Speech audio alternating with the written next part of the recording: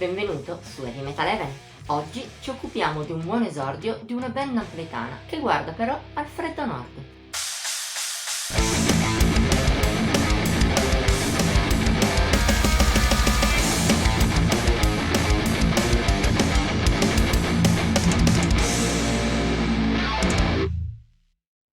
Pagan e Viking Metal sono generi che uno associa distinto al nord Europa, a panorami invernali e al gelo. Eppure, con la globalizzazione del metal di oggi, questi stili sono diffusi anche in luoghi ben più meridionali e temperati.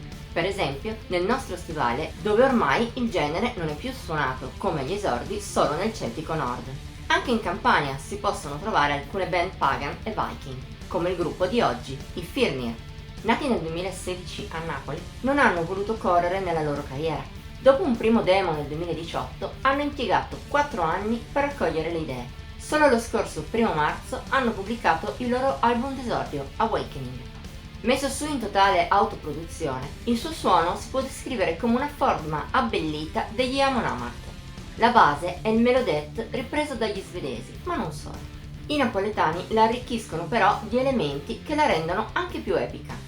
Unita ai testi ispirati a varie mitologie e ad alcune influenze folk in fraseggi, cori e persino nei frequenti stacchi puliti, ne risulta un pagan viking metal elegante, eroico, ma che sa anche graffiare.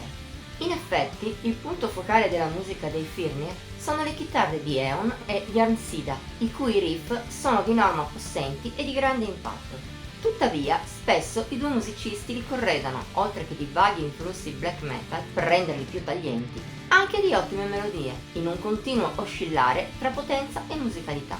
Questo connubio è ben fatto di solito, specie quando i napoletani riescono a sprigionare un bel lato emotivo, il che spesso fa la differenza all'interno di Awakening.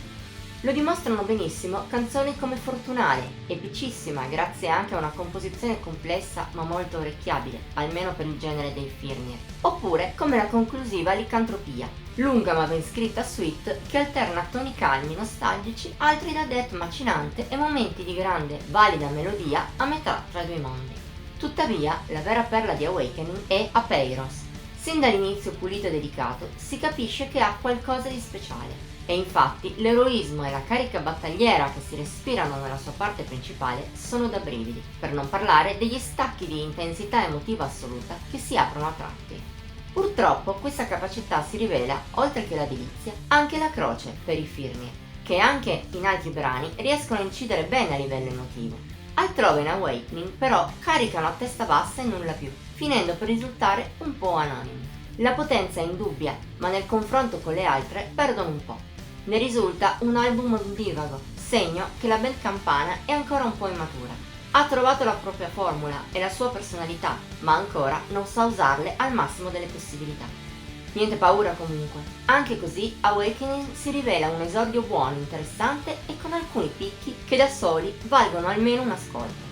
Certo, forse i Firnir potevano fare meglio. Se sapranno sfruttare i loro margini di crescita e di miglioramento, siamo sicuri che ci riusciranno in futuro. Che si può dire? Se ci sarà data la possibilità, seguiremo con curiosità e attenzione anche il seguito della carriera dei napoletani. Voto di Heavy Metal Heaven 76 su 100. Per oggi abbiamo concluso. Se ti è piaciuta la recensione metti il like, commentala e condividila. Inoltre puoi seguire il nostro canale e mettere un bel click sulla campanellina per rimanere sempre aggiornati sui nostri nuovi video. Inoltre seguici sulle nostre pagine Facebook, Instagram e Pinterest. Trovi i link qui sotto in descrizione. Ci vediamo la prossima volta!